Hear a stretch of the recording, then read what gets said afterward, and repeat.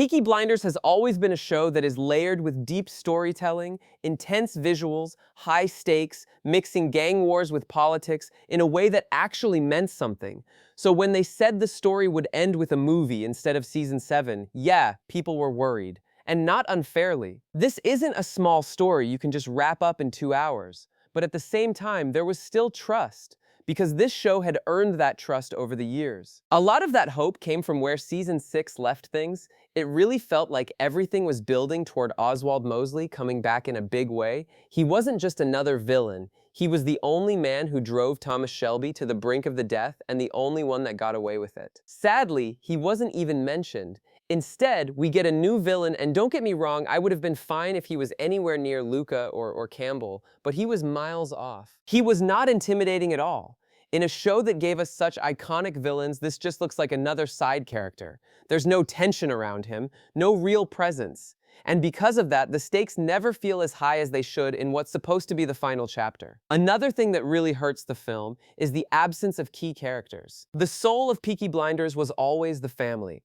That dynamic, Tommy, Arthur, Polly, Ada, Alfie, that's what made everything hit harder. But here, it mostly feels like Tommy's surrounded by side characters who never really reach that same level. It makes the world feel smaller and kind of emptier. Speaking of that, Duke, the film clearly wants you to see him as the future, but it just doesn't feel earned. His relationship with Tommy feels rushed, almost forced. It doesn't have the emotional weight we had with Arthur or Polly. This doesn't feel like a proper passing of the torch. It feels like the torch just got handed over because the story needed it to. And then there's Arthur, which is probably the hardest part to accept. An off-screen death? For Arthur Shelby? Really? This is a character we've been through everything, with his highs, his breakdowns, his loyalty, and we don't even get to see his final moment. I can understand everyone saying that Arthur was a mess and he had it coming. I get it, but this was a man who gave the show so many iconic moments, including this meme. What truly pisses me off is not his death, but how it was done. At the very least, they could have brought actor back to do a cameo. You can kind of feel the movie rushing through things because of that. Big moments don't get the time they need, characters don't get proper closure, and everything just moves a little too fast for something that was supposed to be the end of it all. But at the same time, it's not like there's nothing good here. Cillian Murphy is still incredible as Thomas Shelby. That hasn't changed. Every scene he's in still has weight, still pulls you in. You can feel everything going on in his head without him even saying much. That's always been the magic of his performance. The film looks amazing too.